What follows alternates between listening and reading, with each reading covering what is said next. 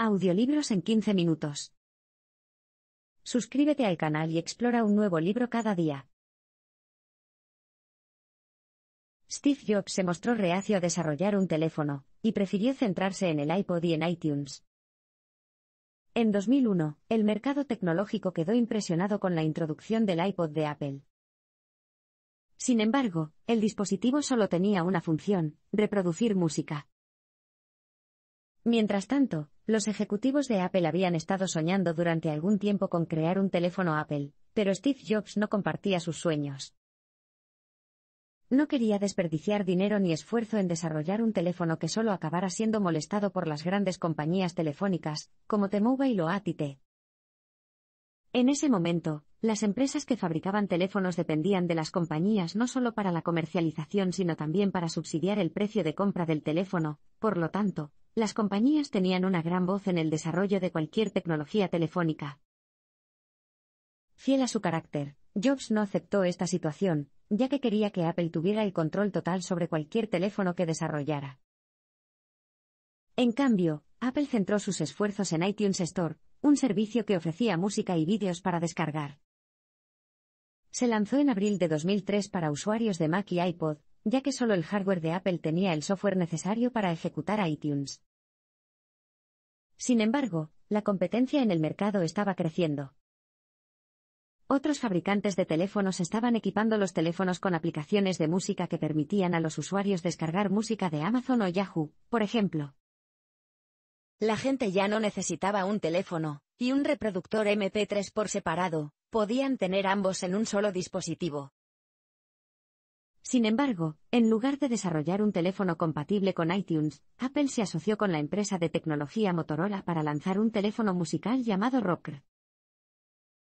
Parecía la opción perfecta. Motorola desarrollaría el hardware, negociaría con la compañía telefónica AT&T y luego pagaría a Apple una cuota de licencia para ejecutar iTunes en el dispositivo. Sin embargo, Rocker fue un fracaso. El dispositivo era pesado y solo podía almacenar 100 canciones. Podía ejecutar iTunes, pero no permitía al usuario descargar música directamente de Internet. Sin embargo, este revés no fue motivo de gran preocupación para Apple.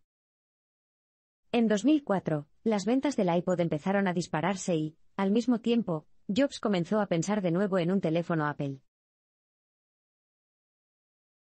Apple quería crear un teléfono con funciones innovadoras que la gente nunca hubiera visto antes. A finales de 2004, Steve Jobs estaba entusiasmado con la idea de un teléfono Apple. Sabía que las conexiones móviles ahora eran lo suficientemente rápidas como para ejecutar un navegador web, por ejemplo, o incluso transmitir vídeo.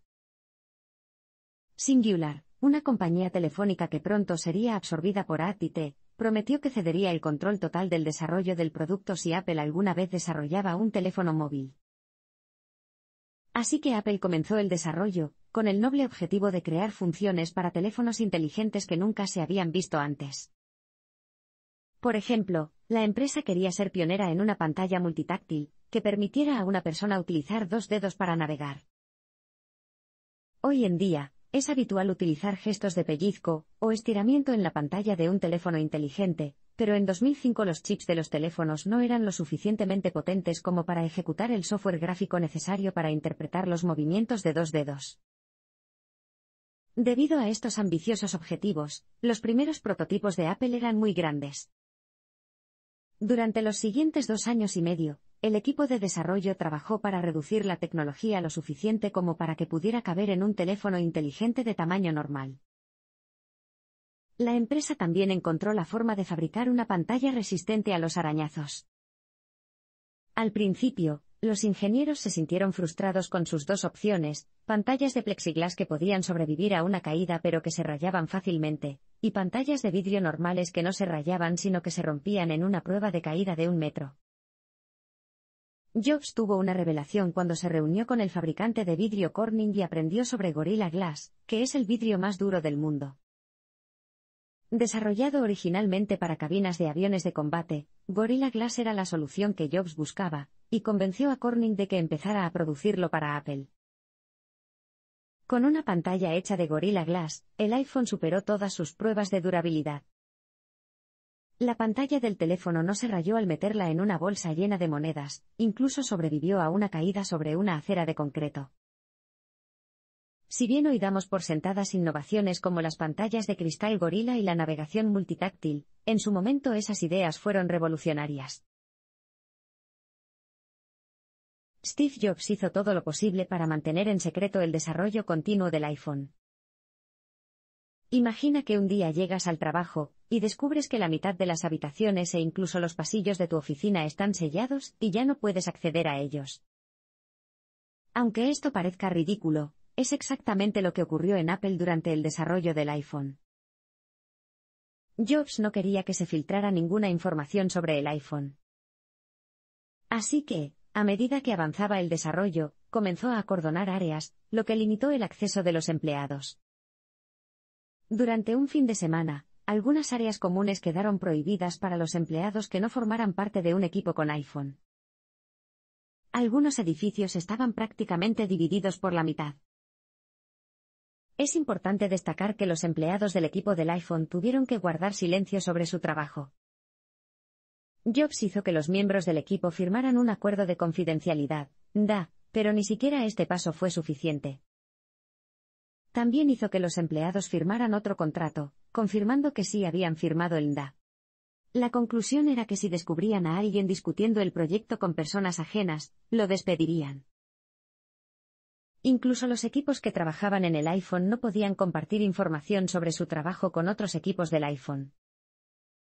Los ingenieros que trabajaban en la electrónica del teléfono trabajaban aparte de las personas que trabajaban en el software, por ejemplo. De hecho, cuando el equipo de software necesitaba probar programas, ni siquiera recibían el teléfono real en el que estaban trabajando los ingenieros, sino que tenían que arreglárselas con un simulador. Otras compañías que proporcionaban componentes para iPhone también se mantuvieron en la oscuridad.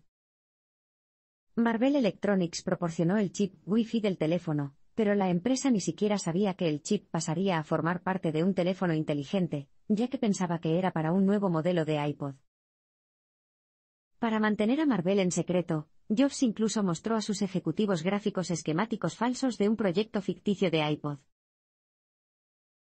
Dos de los ejecutivos estrella de Apple, Tony Fadell y Scott Forstall, compitieron por controlar el proyecto del iPhone.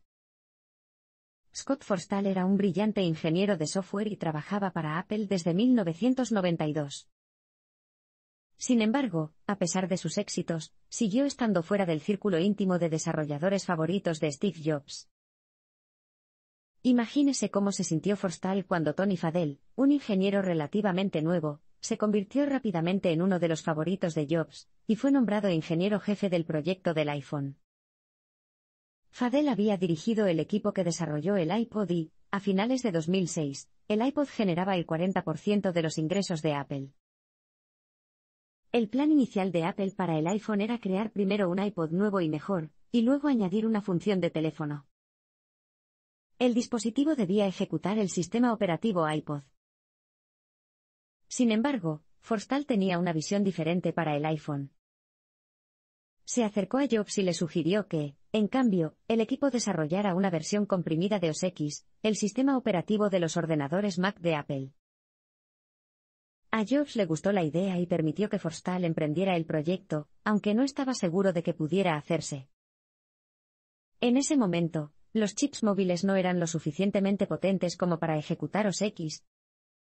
El sistema operativo tendría que reducirse a unos cientos de megabytes, una décima parte de su tamaño. Sin embargo, Forstall se las arregló para hacerlo.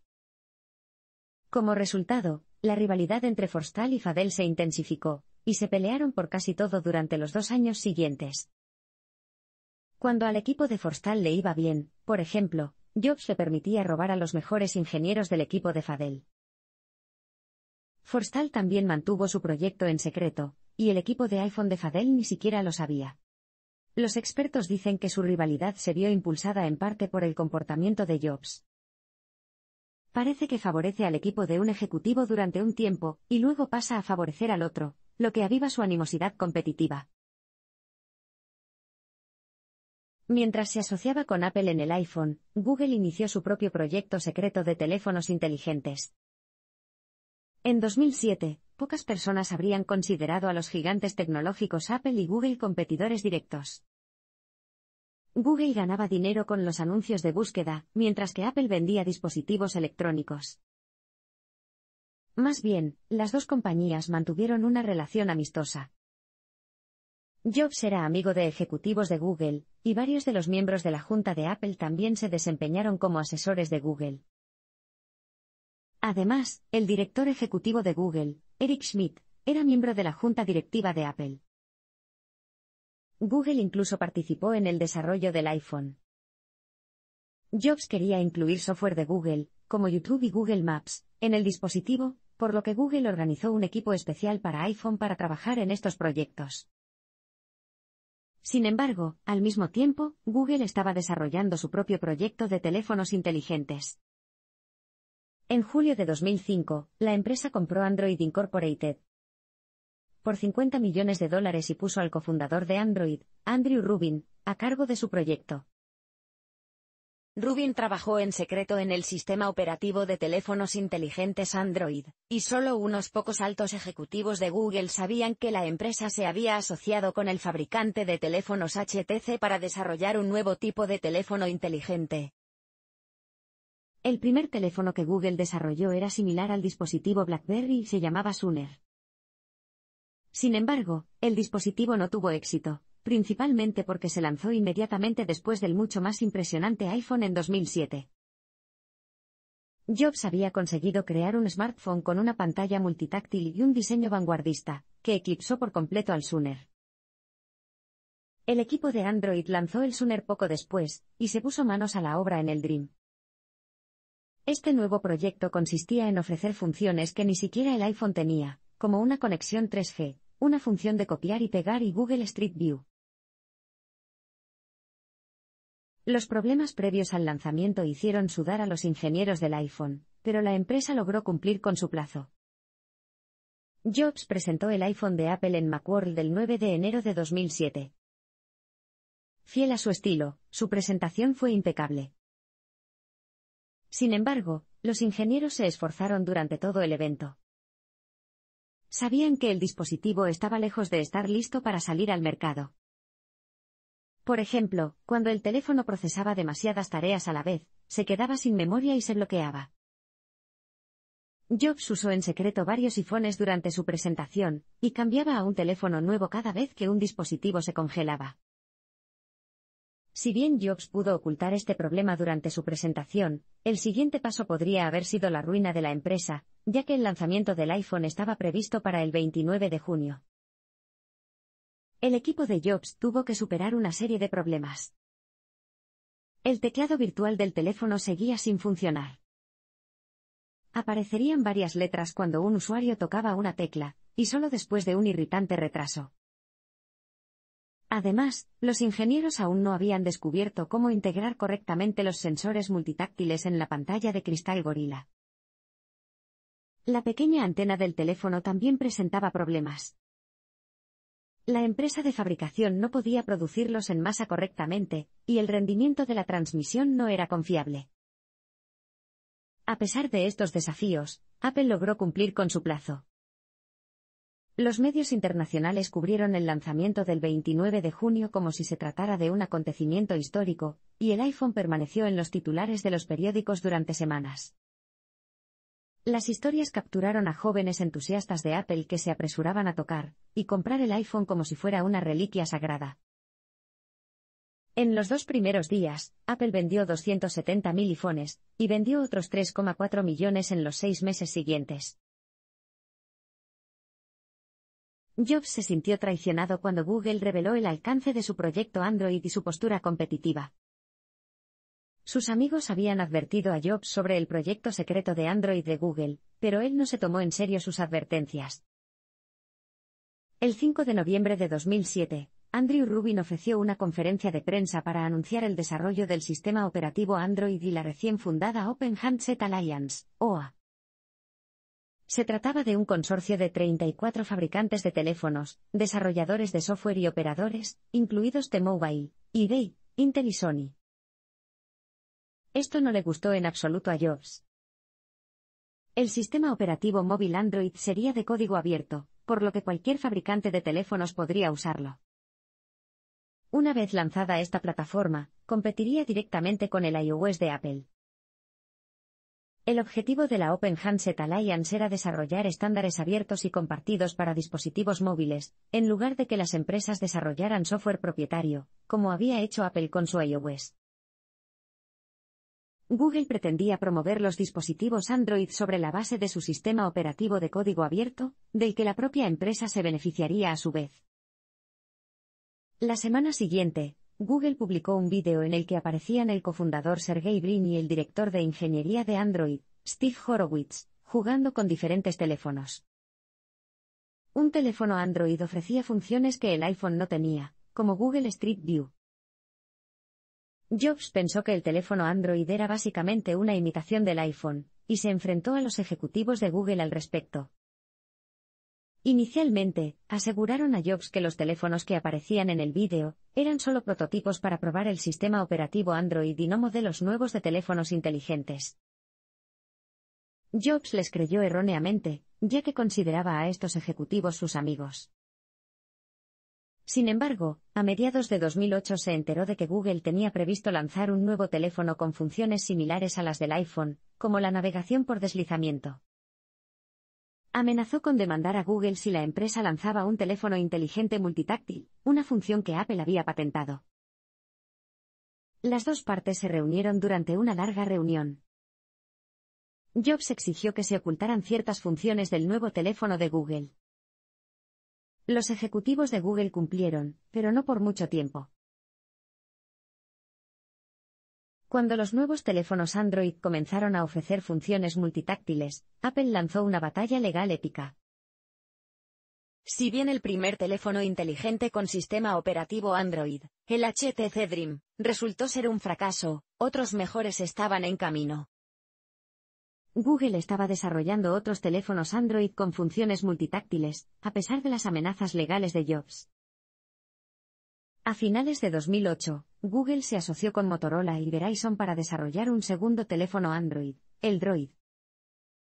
Se lanzó en octubre de 2009, y Google lo comercializó destacando características que el iPhone no tenía, como la capacidad de ejecutar varias tareas a la vez.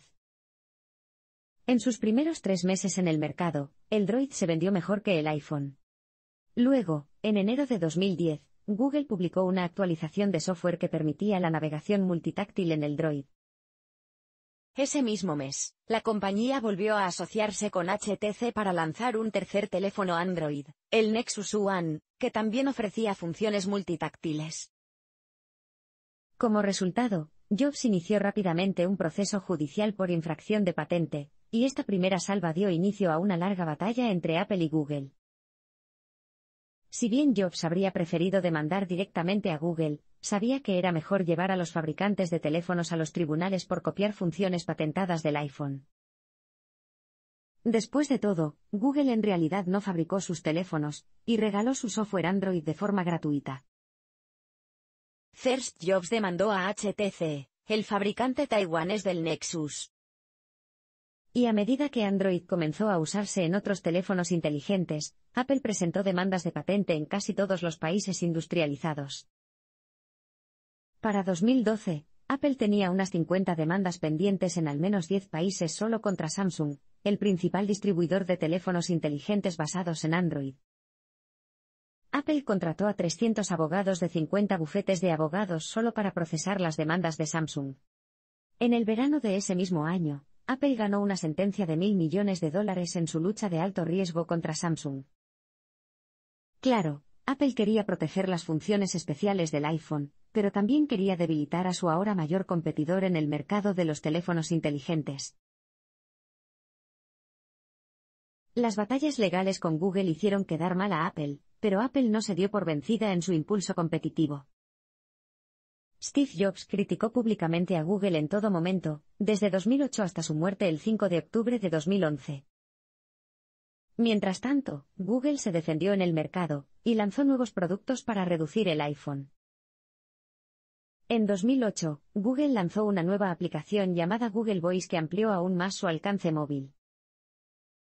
Esta aplicación permitía a una persona realizar llamadas de voz gratuitas en línea, combinando números de teléfono y direcciones de correo electrónico en un solo número de identificación. Si alguien te llama a través de Google Voice, suena el teléfono y se envía una transcripción del correo de voz de la persona que llama a tu correo electrónico. Teniendo en cuenta el funcionamiento de Google Voice, el uso de la aplicación significaba que la base de datos completa de contactos de un usuario terminaría en los servidores de Google, incluso si ese usuario llamaba desde un iPhone.